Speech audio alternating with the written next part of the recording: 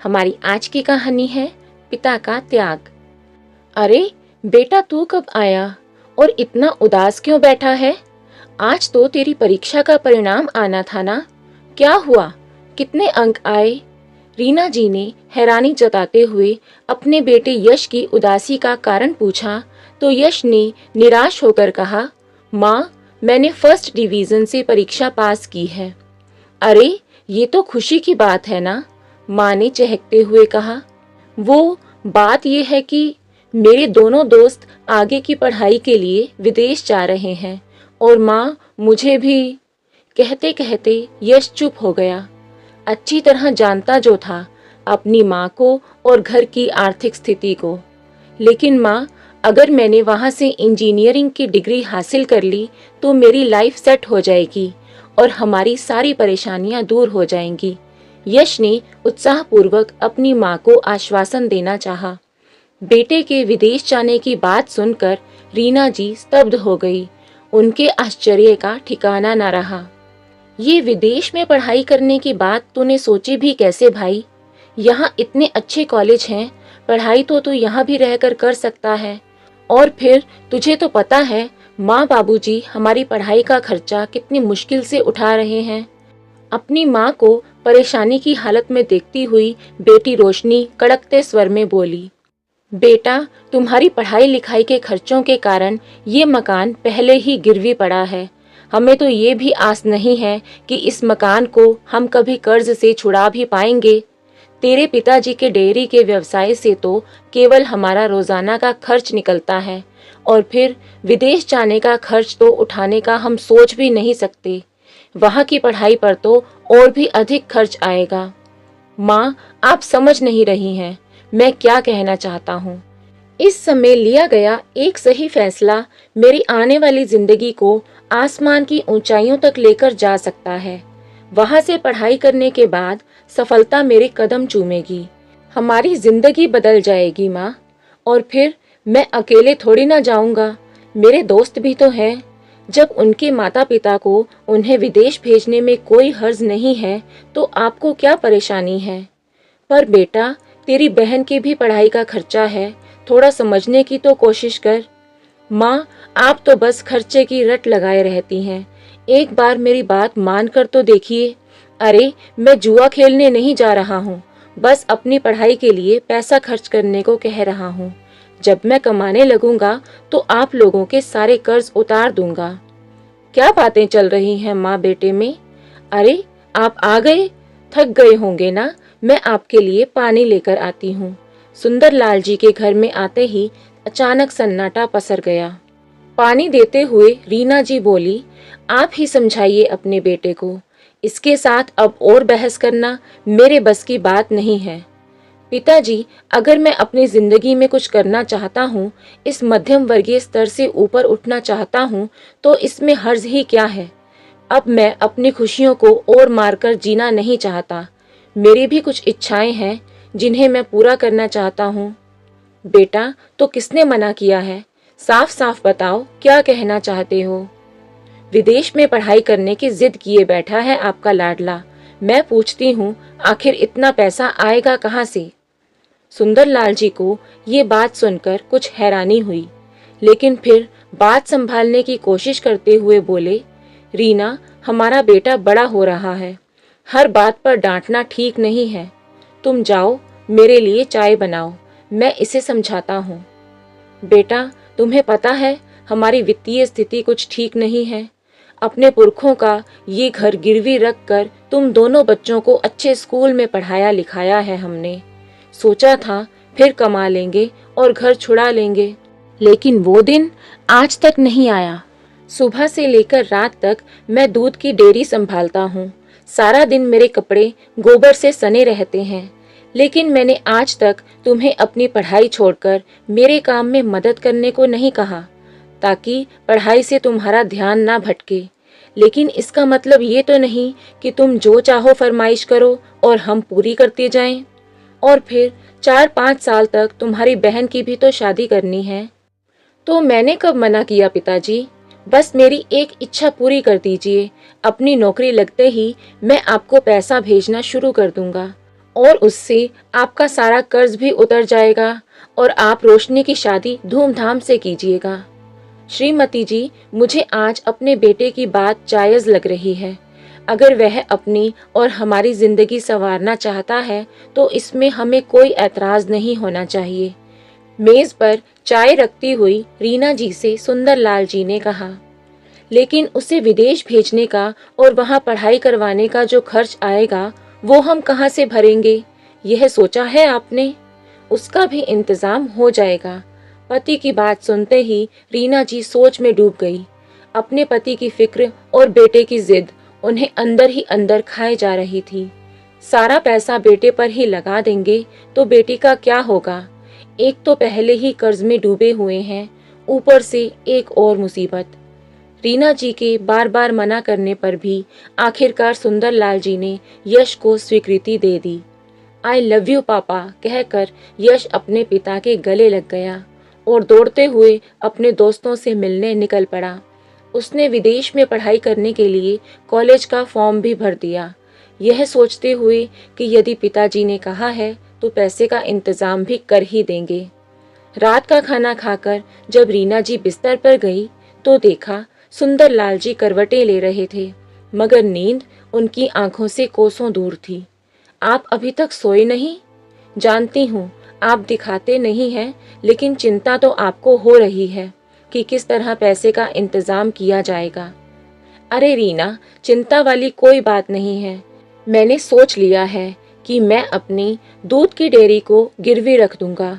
उससे इतना पैसा तो आ जाएगा कि यश को विदेश भेज सकें और कॉलेज में दाखिला करवा सकें। यह सब सुनकर रीना जी की आंखें भर आई। लेकिन जी, हमारा घर उसी दूध की डेयरी से ही चल रहा है। अरे तुम यूं ही फिक्र कर रही हो, मैंने सब हिसाब लगा लिया है। रीना, जब यश की पढ़ाई पूरी हो जाएगी तो पता भी है वो कितना कमाने लग जाएगा। इतना पैसा घर में आएगा कि आज तक का सब कर्ज उतर जाएगा। हमारा घर भी छुड़ा लेगा और दूध की डेयरी भी। अपनी जिंदगी तो जैसे तैसे कट गई है, लेकिन अपने बेटे का करियर बन जाए और दोनों बच्चों की जिंदगी संवर जाए तो मेरी जिंदगी का मकसद पूरा हो जाएगा। उसके बाद मौत भी आ जाए तो कोई गम नहीं। सुनते ही उनकी पत्नी का दिल भर आया और रूंधे गले से कहने लगी, ये आप क्या कह रहे हैं? मुझे तो केवल आपका ही सहारा है। आप हैं तो मेरा चेहरा चमकता है। कहते हुए रीना जी की आंखें भर आई।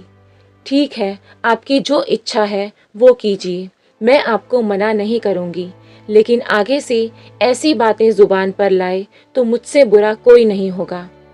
सुंदरलाल जी ने अपनी पत्नी को तो जैसे तैसे समझा बुझाकर चुप करा दिया, लेकिन चिंता तो उन्हें भी अंदर ही अंदर खाए जा रही थी कि ये सब कुछ होगा कैसे। कितने अरमानों से बाबूजी ने दूध की डेयरी खोल कर दी थी मुझे। अपने पिताजी का दिया हुआ घर तो हम आज तक छुड़ा नहीं पाए। अगर दूध की डेयरी भी गिरवी रख दी जाएगी तो महीने का ब्याज चुकाना ही मुश्किल हो जाएगा। सोच सोचकर सुंदरलाल जी को भी अंदर ही अंदर घुटन महसूस होने लगी। सारी रात सोचते हुए निकल गई। अगले दिन सुबह जब रीना जी रसोई घर में काम कर रही थी तो सुंदरलाल जी बोले, अरे रीना, डेयरी के पेपर्स तो देना।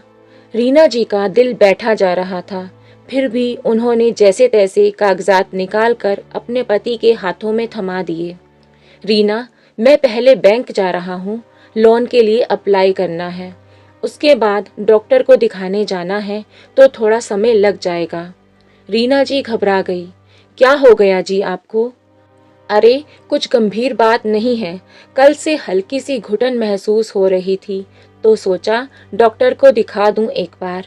आने में देर हो जाए तो चिंता मत करना, कहते हुए सुंदरलाल जी निकल गए। रीना जी अपने पति को सवालिया नजरों से देखती रह गई।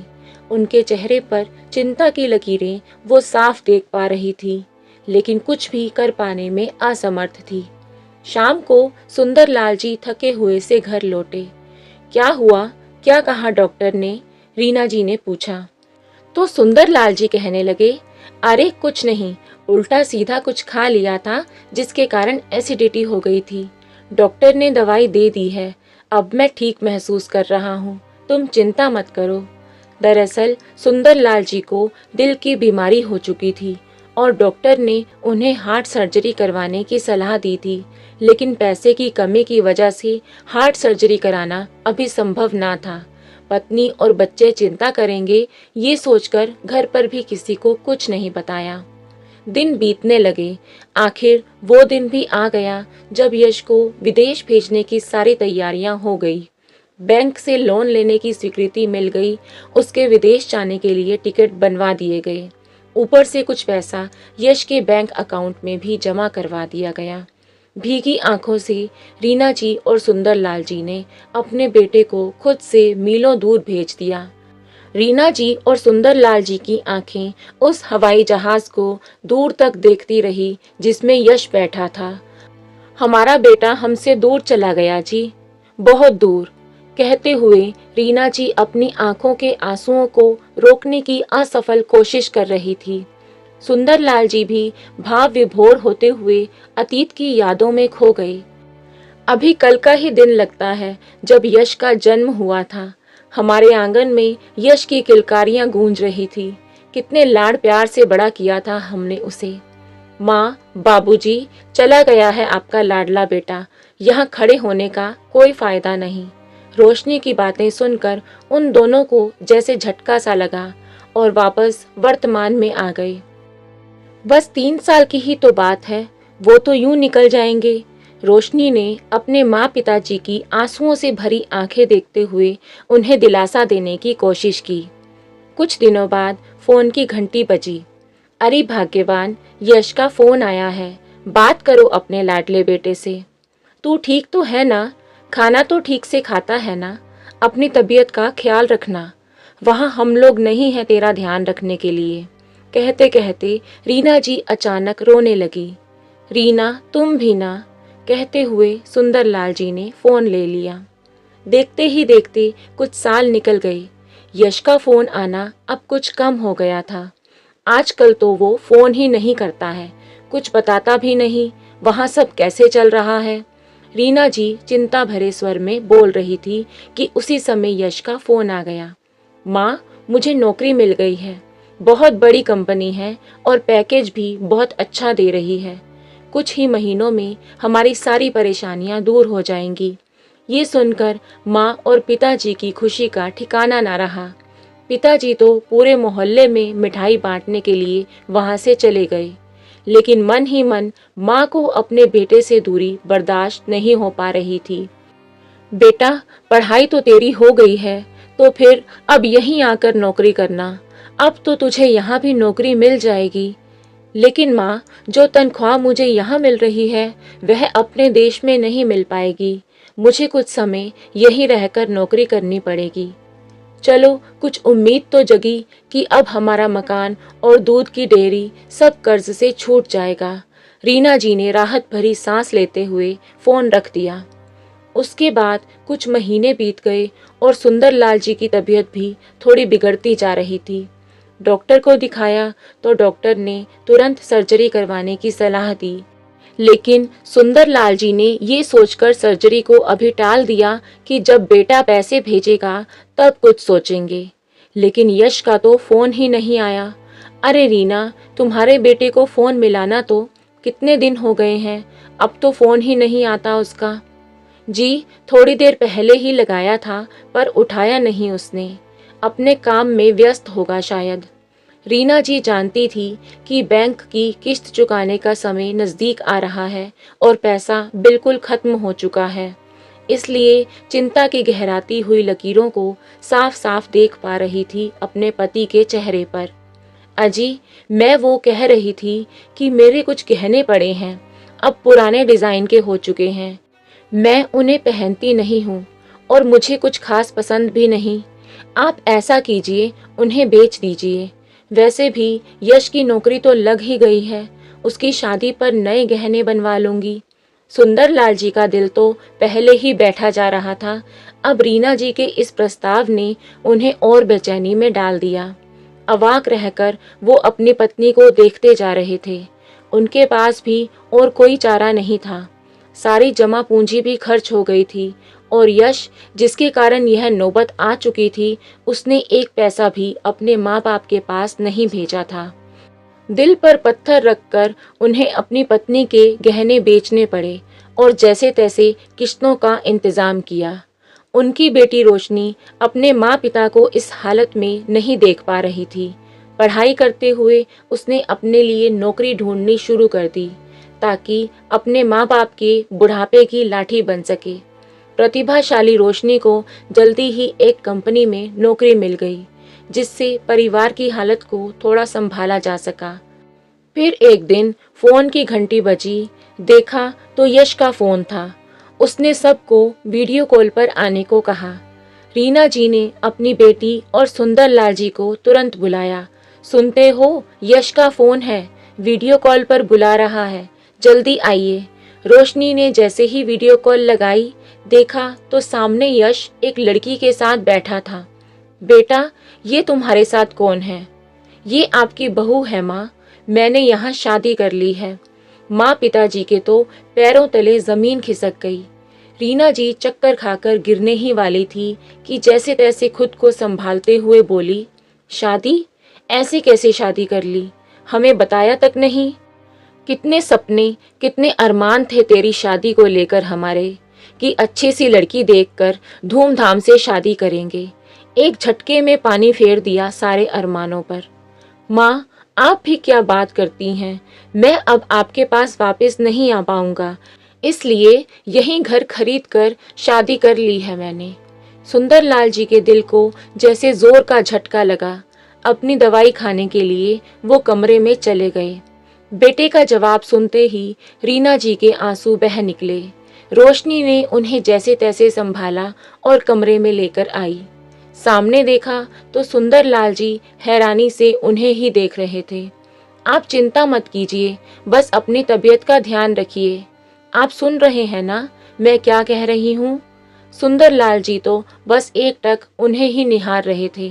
रीना जी बार बार आग्रह करती हुई जैसे ही उनके हाथ को पकड़ने लगी, लेकिन उनका हाथ ठंडा पड़ा हुआ था, उसमें जान ही नहीं थी। रीना जी को अचानक एहसास हुआ कि उनके प्राण पखेरु उड़ चुके हैं। रीना जी और रोशनी पर तो जैसे आसमान टूट पड़ा। उनके दुख का कोई ठिकाना ही नहीं रहा। बेटा तो पहले ही घर छोड़कर जा चुका था, अब आप भी, कहते हुए रीना जी बेबस होकर फूट फूट कर रोने लगी। उधर पिता के निधन की खबर सुनकर यश अगले दिन की फ्लाइट से अपने घर वापस आ गया और आकर देखा कि पिता को मुखाग्नि उसकी बहन रोशनी के द्वारा दी जा चुकी थी। ये सब देखकर यश अपने घुटनों पर बैठ गया। अब उसे अपनी भूल का एहसास हो रहा था। भाई, पिताजी तो तेरा इंतजार करते करते चले गए और जरा देख माँ की तरफ कैसे बेजान पड़ी हुई हैं। पर तू तो ऐसा पत्थर दिल निकला कि, कहते हुए रोशनी की रुलाई फूट पड़ी। माँ कहाँ है? यश ने पूछा तो देखा एक कोने में निढाल सी पड़ी थी बेचारी। देखते ही माँ से गले मिलने को दौड़ा, लेकिन ये क्या, माँ भी पिताजी के गम में निष्प्राण हो चुकी थी। वो भी इस दुनिया को छोड़कर जा चुकी थी। यश फूट फूट कर रोने लगा। आज यश को अपने किए पर पछतावा हो रहा था, लेकिन बहुत देर हो चुकी थी। दोस्तों, माँ बाप अपने बच्चों के लिए क्या कुछ नहीं करते। उनकी हर जिद के लिए अपना सब कुछ लुटा देते हैं, अपनी सारी खुशियाँ उन पर कुर्बान कर देते हैं।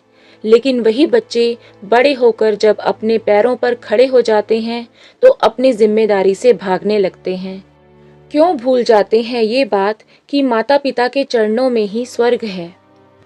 सही कहा गया है, हमारे माता पिता का हमारे जीवन में होना ही सबसे बड़ा आशीर्वाद है। इसलिए माता पिता के दर्द को नजरअंदाज ना करें, क्योंकि जब वे अलग हो जाते हैं तो रेशमी तकियों पर भी नींद नहीं आती। आपको ये कहानी कैसी लगी, लाइक और कमेंट करके ज़रूर बताएं और चैनल को सब्सक्राइब करना ना भूलें। मिलते हैं एक नई कहानी के साथ। बहुत बहुत धन्यवाद।